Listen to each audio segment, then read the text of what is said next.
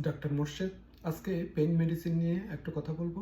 Pain medicine যখনই লাগবে আপনারা পেইন মেডিসিন নিতে পারেন, তবে স্টার্ট করবেন নন স্টেরয়েডাল পেইন মেডিসিন দিয়ে। হ্যাঁ, যেমন আইবুপ্রোফেন বা মট্রিন এই ধরনের। আর যদি পেইন মেডিসিন রিয়েলি নিতে হয় খুব পেইনের জন্য, ওপিওয়েড মেডিকেশন কিন্তু খুবই পেইন রিলিভ করে থাকে, তবে এটার অনেক সাইড এফেক্ট আছে। প্রত্যেক পেইন মেডিসিনের সাইড এফেক্ট আছে, তবে ওপিওয়েডগুলোর আরও বেশি। ফ্যান্টানিল হচ্ছে যে খুবই ইম্পর্ট্যান্ট, খুবই মিন্স অসম্ভব সাইড এফেক্ট হয়ে থাকে। আর যদি পেইন মেডিসিনে কোনো অবস্থাতে যদি রেসপিরেটরি ডিপ্রেশন হয়ে থাকে, ড্রাউজিনেস হয়ে থাকে, এগুলো কমন সাইড এফেক্ট, তখন একটু খেয়াল রাখবেন। আর পেইন মেডিসিন যদি আগে যেরকম নিতেন এখন যদি আরও বেশি নিতে হয়, তার মানে বুঝতে হবে আপনি টলারেন্স হয়ে যাচ্ছেন।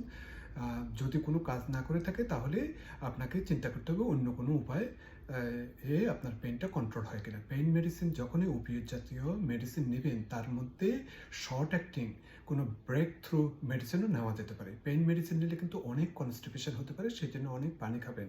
তারপর কনস্টিপেশন না হওয়ার জন্য বিভিন্ন ধরনের ল্যাক্সেটিভ ব্যবহার করতে পারেন। তবে ফিজিক্যাল থেরাপি বা অন্য কোনো উপায়ে পেইন কন্ট্রোল হয় কিনা দেখবেন, কারণ পেইন মেডিসিনে যেহেতু এটা কিডনি দিয়ে ফিল্ট্রেশন হয়ে থাকে, অনেক সময় কিডনির উপরও এফেক্ট করে থাকে। তো সুতরাং আপনি আপনাদের প্রোভাইডারের সাথে আলাপ করবেন যে কোন পেইন মেডিসিনটা আপনার জন্য বেস্ট। Thank you.